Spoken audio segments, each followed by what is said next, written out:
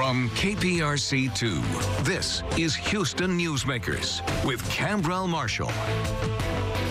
You know, it really seems like only yesterday when Richard Carranza stepped down as HISD superintendent, that led to the March 2018 appointment of Dr. Grenita Lathan as interim superintendent. That interim tag has stayed with her for 3 years, but she'll lose it. She starts July 1st as superintendent of Springfield, Missouri's public schools.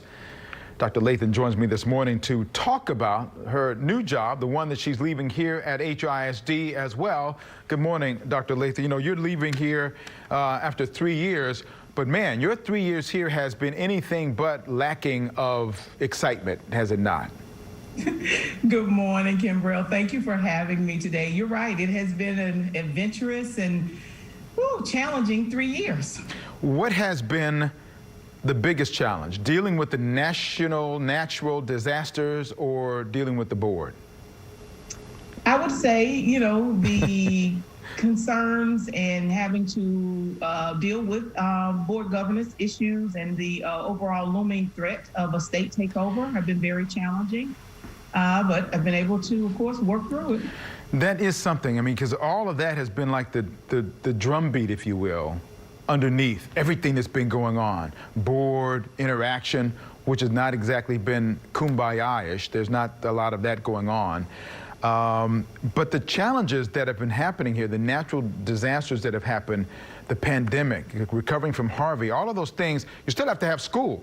So to talk about what it's taken to pull all the pieces together to make sure that you continue to focus on education with all of that going on. It has taken a team effort. I'll be very honest with you. You're right. We've experienced a lot over the past 3 to 4 years here in our district. But every time there's been a challenge as it relates to a natural disaster or other issues, members of Team HISD, they truly come together. Members of the community, you know, we've partnered. Because you're right, school must continue to be open, whether it's open in a face-to-face format or even virtually right now as we continue to navigate going into year 2 of this pandemic.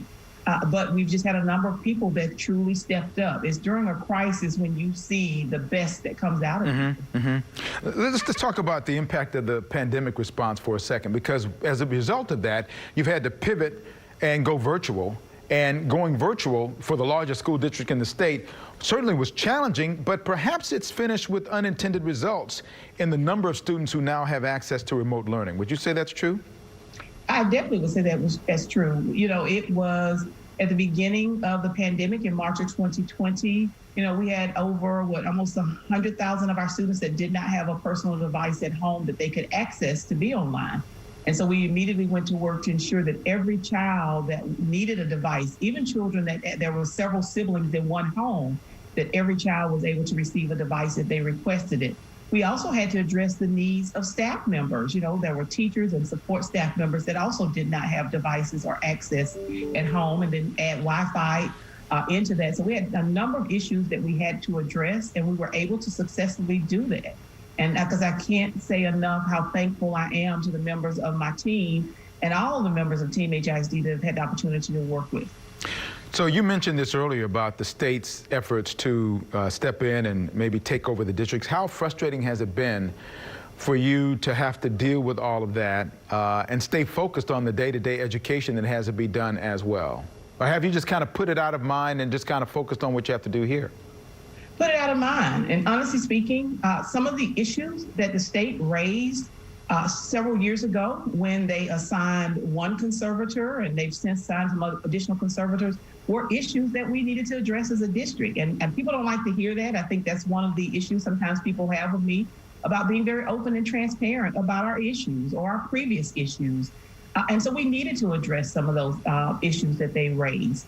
And so I put that out of my mind, because if you're doing the right thing and you're truly focusing on student outcomes, having state intervention or oversight should not be an issue. So now you're on your way out to a new superintendent's job.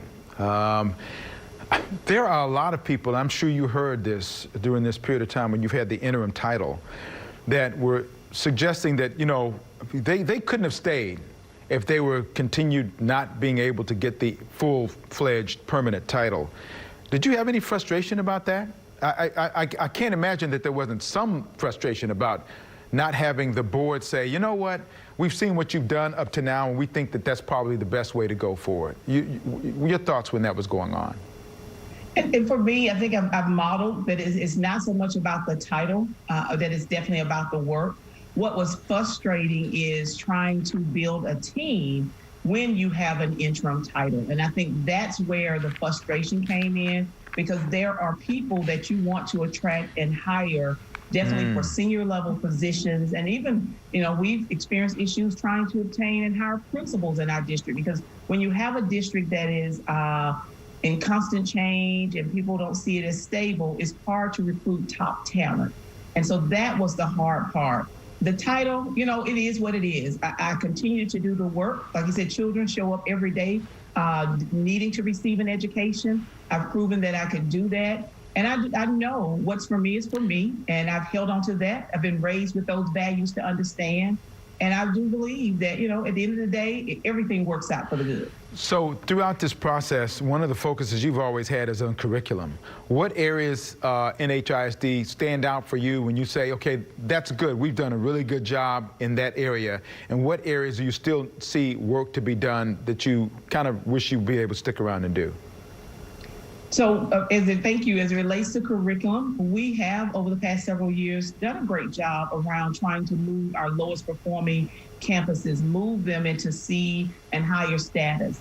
Not having accountability or student assessments for the past 2 years is a little disheartening, because of the fact I wanted to definitely see Wheatley High School move from F-rated status to CBA status. So that, it's like, oh gosh, I hate that part, hate to be leaving, but Wheatley is doing well, and they will come out on the other side.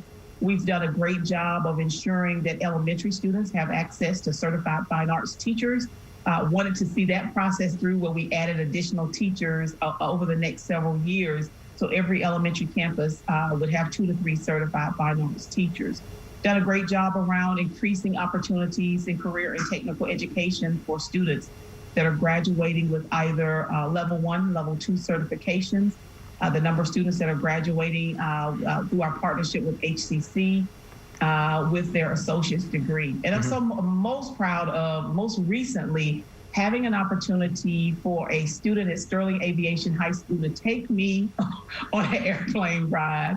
And that young lady is graduating, and she's the first African-American female pilot graduating in 16 years from Sterling. Wow. And so that's exciting when students can, we can put opportunities and provide them opportunities that they're actually able to graduate as a result of participating in programs that we offer right here at HISD. And we're going to continue to talk, Dr. Lathan. Thank you for your time this morning and for being willing to stick around and doing a Newsmakers Extra, because we got a little bit more to talk about. Join me on Newsmakers Extra. That you can go to the Newsmakers page on click2houston.com as we continue our conversation.